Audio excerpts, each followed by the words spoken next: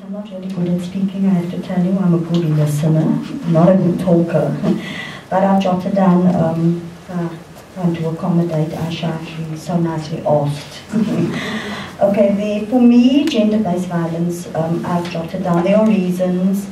People need to be educated. You've got to look at the background of the person. There are pivotal people in your life, your self-esteem, poverty, those are all reasons sometimes for gender-based violence. And according to my case studies, I have discovered that I am not the only woman.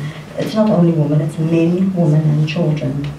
I've had clients, and it's mainly women that actually comes and talks about it. I don't know why. Men don't really, boys don't cry, they say, so they don't talk about it. So I can only talk of this case study that I've actually had that really stands out to me. Because there was a client that came, and she was coming to me for 2 years. She's been to very prominent places, I don't really want to say names, for talaq. And there are certain places that actually give you talaq, and she's been around, so it never really happened for her due to the fact that she was a woman. She had interdicts, she had protection orders, she was emotionally abused, she was sexually abused, she was physically abused, but she stayed in the marriage due to the fact that she could not get her talaq. Also, she wanted to do the right thing, Islamically based, according to her. But it never really came to pass. She's actually been to psychiatrists as well. Self-esteem has also dropped tremendously. So for me, if it was a man, he possibly would have got his talaq like I did. My husband just wrote it on a piece of paper, and I went into the MJC, and I got my talaq within like 2-3 minutes. And she had to walk for 2 whole years trying to get her talaq. So what I've taken from that is gender roles are learned, and they vary in society or in culture. Focusing on gender often means focusing on the inequality or power differences and generally disadvantages positions of women as compared to men. It was widely recognized that women are overlooked, and within humanitarian assistance and assessment programs. That is from what I've studied basically on the internet as well. Gender-based violence is the abuse of power, as far as I have discovered in sessions, power over the other party, where you use physical force and sometimes even threats. There's definitely a power imbalance and inequalities that exist between men and women. So with that said, I will say that there should be a way forward with this. We know we won't end this soon, but according to what I feel, educating people, having conferences like this, talks in schools, workshops, go to organizations and express yourself should actually make a difference where we start off small and can actually grow from there. As Aisha has said, empower is just a word, and we have to put meaning to that word. For me, seeking that knowledge from the cradle to the grave, because it's important. It's an important source of empowerment. Knowledge is not only a thing, because you can have knowledge, but not the ability to do the underlying factors like X, Y, and Z, because there are reasons why women are in situations like this. Could be because of poverty, also reasons they are dependent, unemployed. I mean, those are part of reasons. I was in a marriage, unemployed, having children, and that also helped you go through this gender-based violence thing. Shukran. My name is Yusra Adams, and I am the program coordinator of the Women's Movement. Today, I was not really well prepared, but due to the experience that I have in life, dealing with domestic violence on a day-to-day basis, I realize I can give you input. Firstly of all, I want to read you this poem. It's about no one has the right to hurt me. I have to do things against my will. So many nights I force myself to sleep, fears that I cannot control, night and day. At a stage I hate myself, the world itself. So many people promise me Police said they will protect me. Social service said they will support me. In my counseling they said, I know what you're going through. You don't know my pain.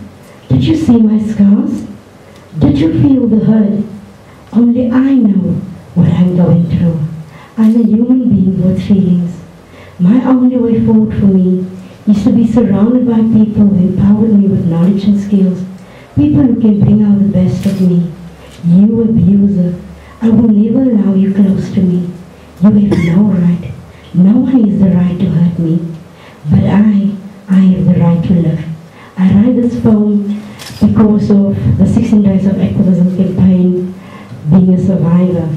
But I actually want to tell you about the work that I'm doing in the community about the domestic violence circle, who is full of drugs. And that you call the argument phase that happened here. After that, there is an argument. So that happened there, and then it's the fight. In this fight, you can see blood, pain, anger. The first thing that you think of that stage, to run to your parents. As a woman, you need help. You phone the police. Your parents normally tells you as a Muslim, you have to go back to your husband. They normally use the words, you made a bed, you have to lay on it. In the session with the police, they normally say, this is a marriage. You cannot involve us. You have to sort this thing out yourself. They will normally give the woman a guideline by saying, you can go to our trauma room. There is help. So the woman will go there. The next stage of the violence, it will be the sorry face. When you came back home, the guy will say sorry, he will apologize, he will say tamaf and all these nice words. He will even tell you, I love you. The next phase will be, everything is fine in the house. And then it will be the honeymoon phase here, where we have sex, we kiss, everything is fine. So the next stage, it's hope.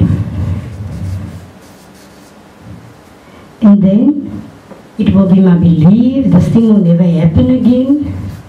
And he even promised me it will never happen again.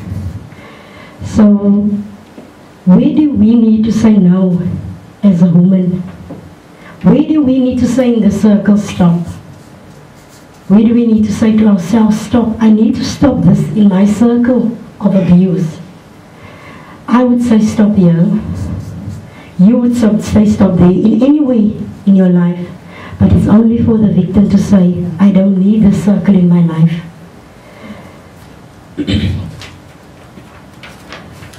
We give counseling, it's a process for the first few days. For the victim to understand, where does she fit in this world?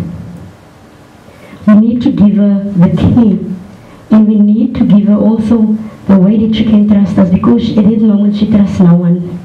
But we realize it's fine, it's okay. We do understand. As the Newman's movement, we give all the necessary resources. We explain the Domestic Act and into the restraining order.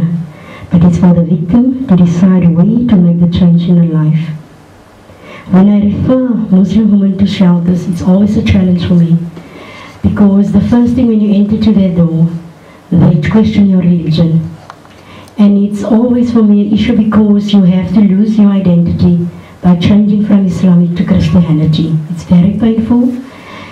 I actually write a report to the MGC where I ask myself this question, why?